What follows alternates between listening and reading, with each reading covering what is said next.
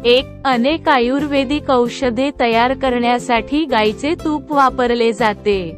2. गाईच्या तुपात vitamin A, D, E, K, calcium मुबलक प्रमाणात असतात. 3. गाईचे तूप खाल्ल्याने वजन नियंत्रणात राहते. गाईच्या तुपातील अमिनो ॲसिड्स वजन कमी करण्यास मदत करतात. 4. गाईचे तूप खाल्ल्याने शरीरातील अशक्तपणा निघून जातो. तुम्हाला सतत थकवा वाटत असेल तर दररोज गाईचे तूप खाणे सुरू करा. 5. गाईच्या तुपात ब्युटिरिक ॲसिड आढळते, जे आतड्यांना मजबूत बनवते. तसेच शरीरातील बॅड कोलेस्ट्रॉल कमी करते. परिणामी हृदयाचे आरोग्य चांगले राहते. 6. गाईच्या तुपात अँटीऑक्सिडंट भरपूर असतात, जे शरीरातील घातक फ्री रॅडिकल्स काढून टाकतात. त्यामुळे त्वचा चिरतरुण राहते.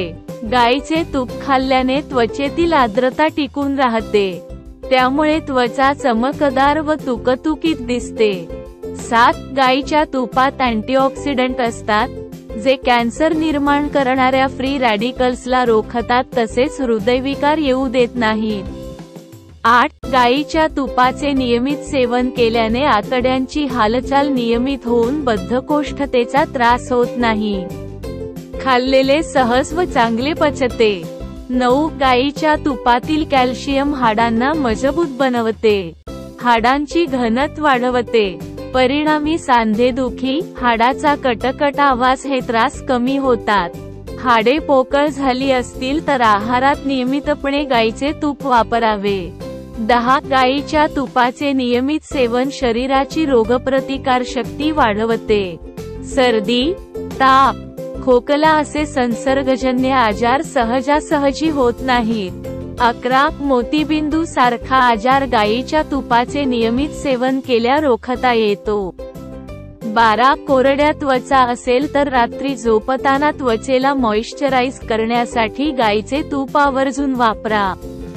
तूप त्वचेला मऊ व चमकदार बनवते. 13. गाईच्या तुपात विटॅमिन के2 असते, जे रक्तवाहिन्यातील कॅल्शियम कमी करते.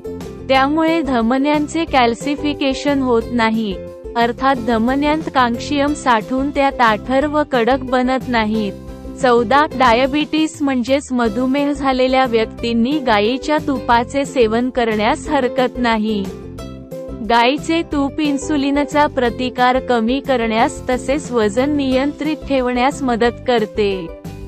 परिणामी मधुमेहापासून बचाव होतो. 15. गाईचे तूप शरीरात अतिरिक्त व अनावश्यक चरबी जमा होऊ देत नाही. 16. बालके व वाढत्या वयाची मुले यांच्या निरोगी विकासासाठी गाईचे तूप अत्यंत फायदेशीर असते. गाईचे तूप खाल्ल्याने हाडे, स्नायू, मेंदू आणि दात यांना बळकटी येते.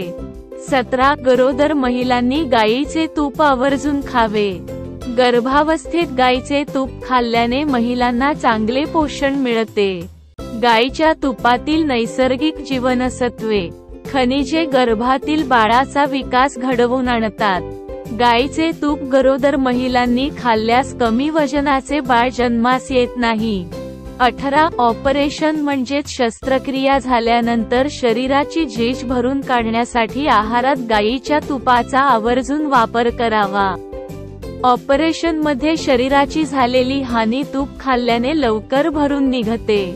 19. मूत्राशयाच्या अनेक आजारात औषधी तयार करताना गाईचे तूप वापरले जाते. 20. गाईचे तूप नियमित खाल्ल्याने मेंदूचे कार्य सुरळीत चालते. गाईचे तूप मेंदूसाठी एखाद्या टॉनिक प्रमाणे काम करते. 21. कॅन्सर झालेल्या पेशंटला गाईचे तूप खाण्याचा सल्ला अनेक डॉक्टर्स देताना दिसून येतात.